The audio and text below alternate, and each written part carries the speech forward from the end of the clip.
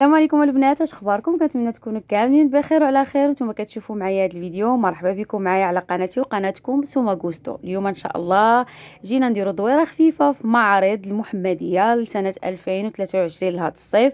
اكبر معرض في المغرب، بدا من شهر 7 وغيبقى حتى لشهر 8 حتى النهايه ديالو. صراحه الله معرض كبير وفيه واحد التنوع اللي كتير، خصوصا في الصناعات التقليديه. يعني اي حاجه كتخص الصناعات التقليديه غتلقايها في هذا المعرض. الفخار، داكشي التقليدي، النحاس، العرعر، اي حاجه بغيتيها، وخصوصا داكشي ديال المنتوجات الطبيعيه، ديال التعاونيات، ديال الكسكسو الخماسي وكسكسو بالاعشاب والبندق والذره والشعير.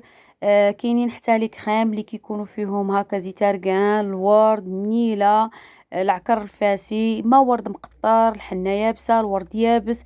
يعني كاع اللي داكشي اللي كيخص التجميل غادي تلقايه. الصابون حتى هو كيكون طبيعي، مصاوب بمواد طبيعيه، صابون بلدي، الموارد مقطر، مقشرات مصاوبينهم حتى هما طبيعيين.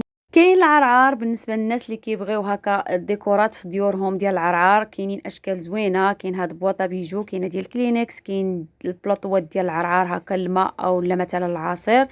كاين حتى الفخار حتى هو فيه واحد التنوع كبير بالنسبه للطين ولا داك اللي مزوق، طواجن، السوبيرات، الفراقات ديال الحلوى، الطبيصلات ديال الحطان. صراحه الله زوين داك كيحمق. نتوما غادي تشوفوا في الفيديو كلشي على عينيكم. بالنسبه للناس اللي مولوعين بالغرس كاين تما بيبينيير حتى هو، يعني تقدري تختاري اللي بغيتي. وكاينين دي جو بالنسبه للوليدات الصغار وحتى للكبار. دايرين امسيات غنائيه. في كل ويكاند كتكون سهرة كيجيبوا فيها مغني معروف، يعني اللي بغى ينشط مع راساته ويتفرج مع عائلته.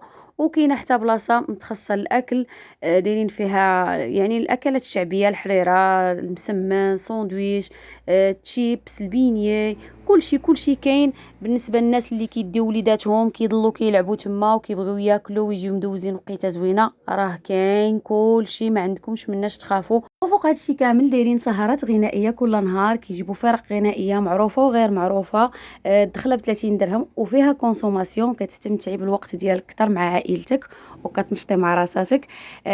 صراحه الله معرض زوين وكامل ومتنوع.